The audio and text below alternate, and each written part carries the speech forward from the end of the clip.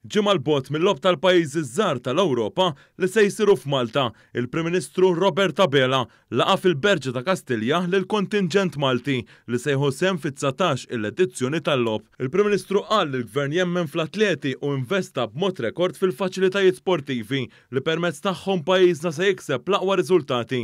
Investa wkoll fl-atleti infushom. Dr. Abela qal li kull rokna ta' pajjiżna minn nofsinhar sal-Gżira Awċija hija monija b'faċilitajiet mill-aqwa.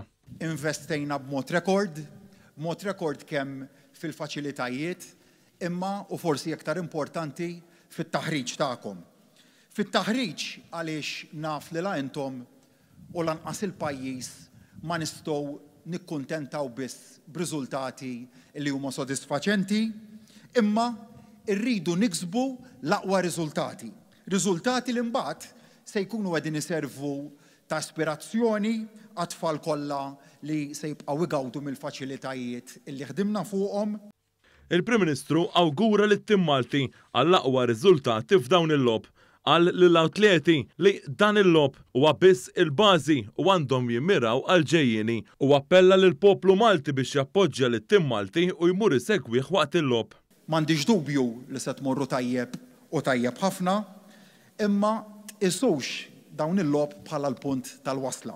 ċerti riżultati, ċerti records u konvint li se nkunu qed nagħmlu ħafna records, dak kollu li se tiksbu flimkien fil-jiem li ġejjin, nemmen li għandhom ikunu biss il-bażi ta' dak li għad irid jiġi.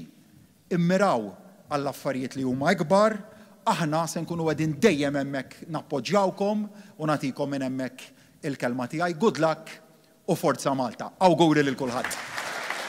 Min-naħa tiegħu il-President tal-Kumitat Olimpiku Malti, Julian Paċ Bonello, qal li huwa fiduċjuż li l-investiment li sar fl-aħħar snin se jħalli l-frott. Preżenti wkoll kien hemm il-Ministru responsabbli mill-isport Clifton Grima li nnota x-xogħol kollu li sar sabiex isir dan il-logħob. Qal li fl-aħħar snin sar ħemel ta' xogħol li se jħalli legat ta' faċilitajiet sportivi moderni biex jintużaw mill-atleti Maltin. Din hija t-tielet darba li pajjiżna jospita dan il-logħob wara l-edizzjonijiet tal-1993 u tal-2003. Tul dan il-logħob f'pajjiżna bejn id-29 ta' Mejju u 3 ta' Ġunju se jieħdu sehem madwar 1000 atleta minn 9 pajjiżi minn madwar l-Ewropa. It-tim Malti konsisti minn 214 il-atleta minn 10 dixxiplini differenti. Fl-aħħar ta' din iċ-ċeremonja, il-Prim Ministru Robert Abela ippreżenta il-bandiera Maltija li se tinġar waqt iċ-ċeremonja tal-ftuħ lill-atleta Matthew Gallia Soler. Fil-logħob il-bandiera se tinġar ukoll mill-atleta Elaine Genovese.